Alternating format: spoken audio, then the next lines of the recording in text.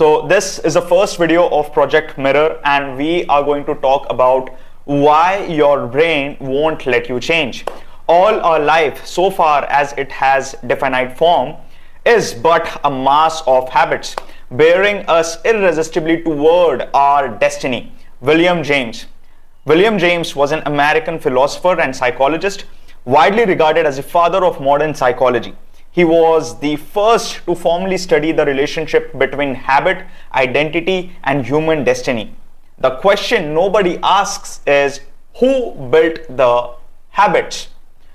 What this video covers: the brain that won't let you change, the default, your real operating system, the 4 inputs feeding the wrong identity, the collapse pattern, the environment is the program, reset, and actions. So let's start with the brain that won't let you change.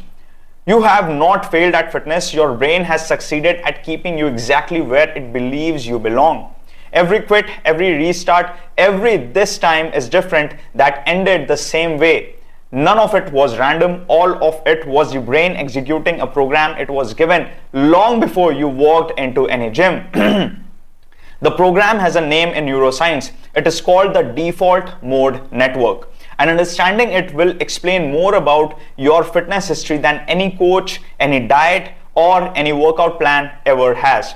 The default mode network is a brain's baseline state, the mode it returns to when you are not focused on any external task. When you are driving without thinking, when you are in the shower, when you are lying in bed before sleep, it is the brain running on autopilot, and autopilot has a destination already set. The destination is who the brain believes you are, not who you want to be, not who you are trying to become, who it has recorded you as based on years of repeated experience, repeated behavior, and repeated environment. Scientists estimate that up to 95% of your daily decisions and reactions are driven by these automatic below conscious patterns you think you are choosing. You are mostly executing a program you did not consciously write. This is why motivation fails. Motivation is conscious. The default mode network operates beneath consciousness. You cannot overthink a system that is faster than thought. In 7 years of coaching, I have watched highly motivated people who genuinely wanted to change, follow a plan perfectly for 2 or 3 weeks and then quietly disappear. Not because the plan was wrong, because the brain's default program has more evidence behind it than the new intention did. The brain does not change because you decided something. It changes when the evidence of the new behavior outweighs the evidence of the old one. And in the beginning, the old evidence always wins. So the question becomes, what is feeding that evidence? What is building the old program every single day without you noticing? This is where we are going next. Section 2, the default, your real operating system. Think of your brain as a computer. Your conscious mind is a screen, what you see, what you choose, what you intend. The default mode network is the operating system running underneath.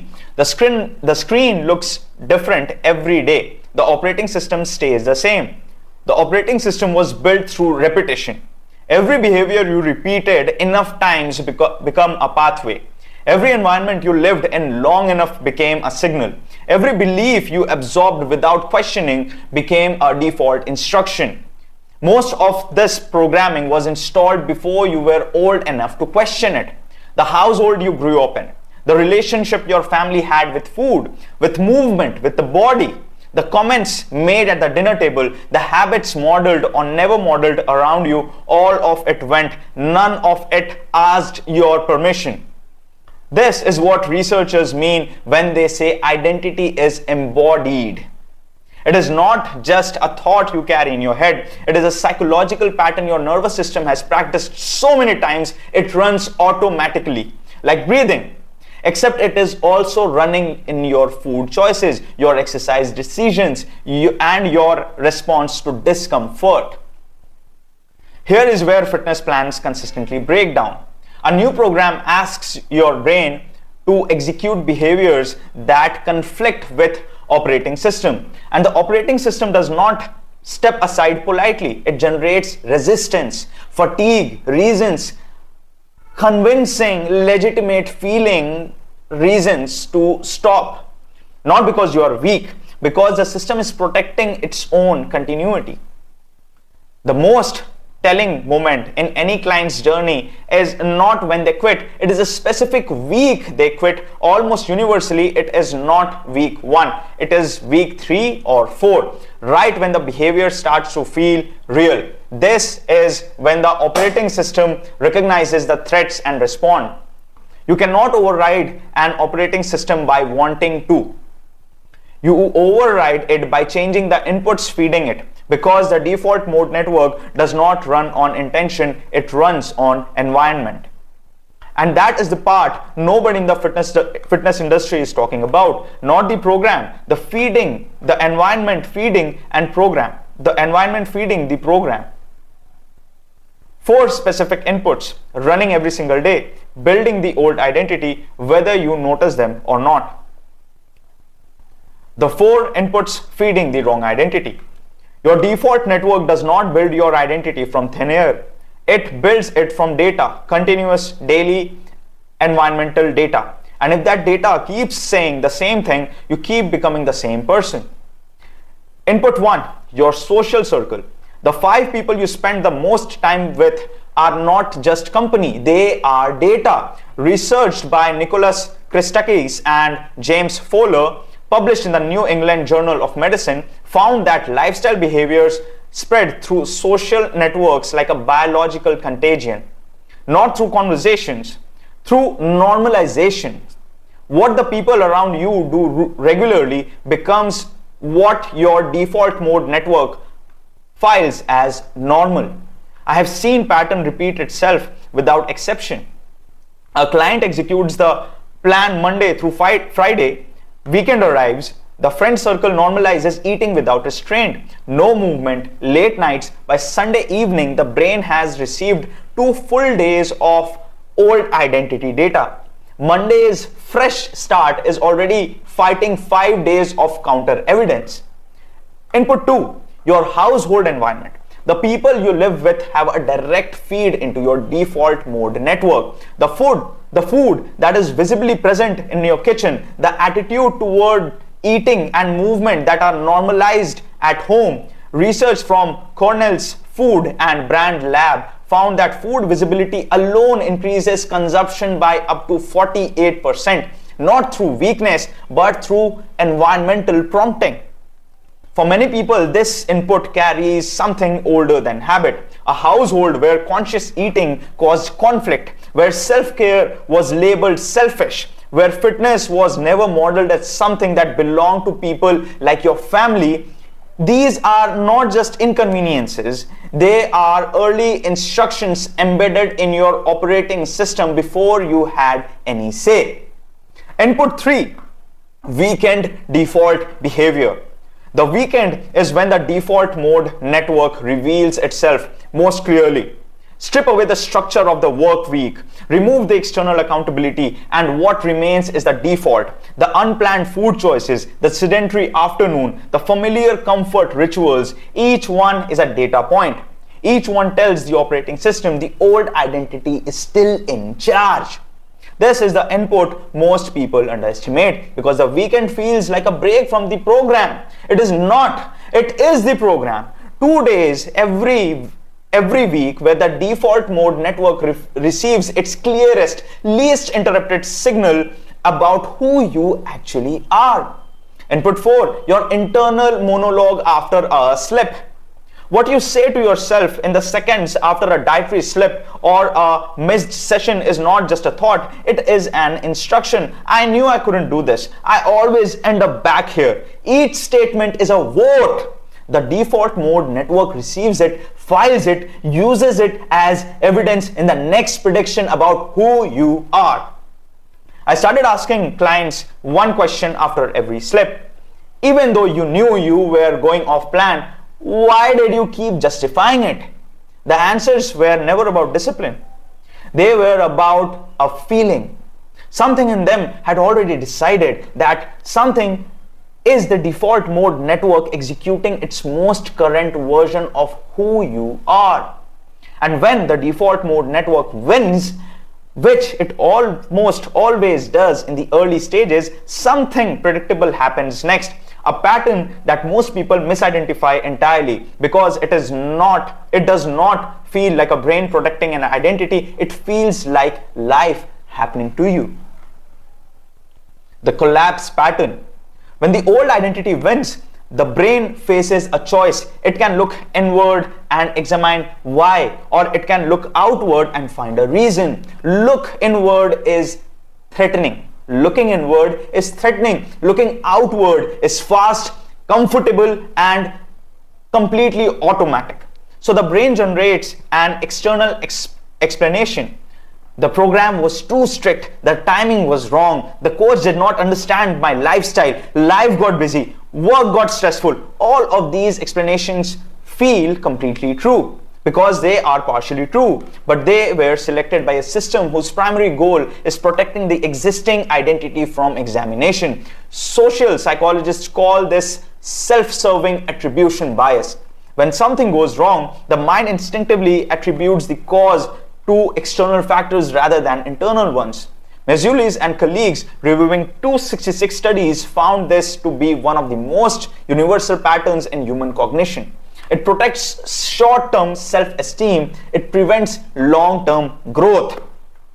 Every time you attribute a fitness failure to an external cause, you complete the loop. The old identity goes unexamined. The default mode network files the quit as further evidence of who you are. The next attempt starts with a slightly stronger prediction that this is how it will end again.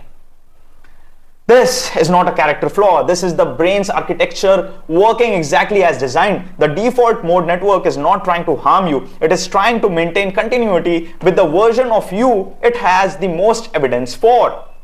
The question that breaks this pattern is not why did I fail? It is what in my environment made the old behavior the easiest available choice. That shift from character to context is where accountability becomes useful instead of punishing. Accountability is not self-blame.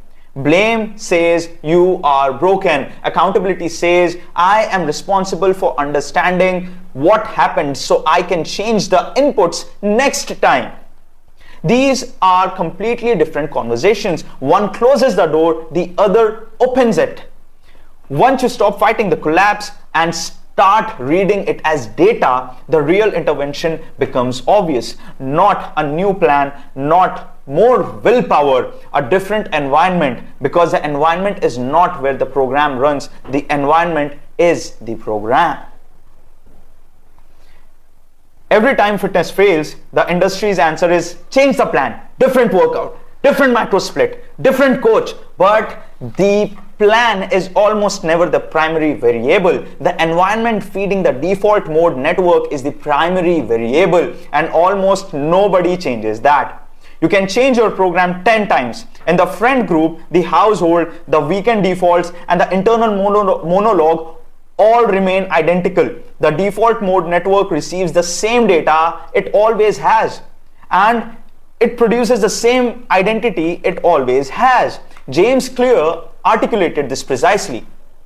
Every action you take is a vote for the type of person you are becoming, but vote only count if the voting environment changes. Surrounding 10 votes for the new identity with 100 votes for the old identity is not a strategy, it is a setup. The environment changes. The environment must be changed before the behavior can change sustainably, not as a consequence of change as the this happens. It's fine. We'll continue. Okay. All right. So different data than the identity prediction tool. The environment must be changed before the behavior can change sustainably, not as a consequence of change as the mechanism of it. The inputs must shift first, then the default mode network receives different data, then the identity prediction begins to update. This does not require dramatic life changes. The default mode network responds to consistency, not intensity. One consistent change to one input sustained long enough begins shifting the evidence. The brain is not looking for a revolution, it is looking for reliable new data. A client once made one change. She moved the visible snack in her. A client once made one change. A client once made one change. She moved the visible snacks in her kitchen to a closed cabinet and placed a water bottle on the counter instead. Within 3 weeks, her evening eating pattern has changed substantially. Not because she has more willpower, because the environmental prompt had changed. The default mode network received a different signal. It began building a different default. Your environment is not background to your identity. It is the input that builds it. Redesign the input and you redesign the destination William James was describing. The habits change. The irresistible bearing changes. The destiny changes. Which brings us to the only practical question that matters after understanding all of this. Not what to try next, what to actually do specifically this week to begin changing the inputs feeding your default mode network. Reset. Before you change anything, know exactly which identity your default mode network has been building. Without the diagnosis, you are redesigning inputs for a program you have never actually read. Two people can have identical fitness histories and completely different default mode network programs underneath them. One may be running an inherited belief that health is for other kinds of people. Another may be avoiding the vulnerability of being seen. The same environmental change will not fix both. The diagnosis must come first. This is precisely what the mirror test was built for. Not another plan, not more motivation, a diagnosis, 12 questions, 7 minutes, a personal psychological report delivered to your inbox, identifying the exact identity pattern, the wound, the hidden fear, the inherited belief that your default mode network has been executing. Once you know the pattern, the environmental changes become precise instead of generic. You stop guessing which inputs to change. You know which ones are feeding the specific program running your specific history. The default mode network built your current identity through consistent environmental exposure over years. It rebuilds a new one the same way. Not through motivation, not through willpower, through changed inputs consistently delivered long enough for the evidence to accumulate. You are not broken. You are operating inside a program that was built without your full awareness in an environment you did not fully choose, from data you were never shown. That is not a verdict about your character. That is a description of a mechanism, and mechanisms can be changed. William James said habits bear us irresistibly towards our destiny. He was right. What he did not say, because neuroscience had not yet named it, is that the default mode network is the mechanism doing the bearing. Change the input feeding it and you change the direction it is carrying you. The version of you who never shows up consistently for fitness is not a different person. It is the same person with a different operating system built from different inputs, running a different default. That is not a dream, that is neuroscience. Actions. Number 1 is audit. This week, write down the 5 people you spend the most time with and the 3 environments you occupy most regularly. For 1 week, ask one honest question: is this input feeding the identity I'm trying to build or the one I'm trying to leave? Do not judge the answer, just see it clearly. You cannot change an input you have not identified. Number 2, expose. Identify your weekend default with complete honesty. What do you eat on a Saturday without any planning? What is your activity level on a Sunday when there is no external structure. Write it down as data, not as judgment. One conscious change to one weekend default sustained for 4 weeks begins shifting the evidence. Number 3 is diagnose. Before you change your program, your coach, or your environment, take the mirror test. Know exactly which identity your default mode network has been executing. 12 questions, 7 minutes. The diagnosis your fitness journey has never received. Projectmirror.online, link in description.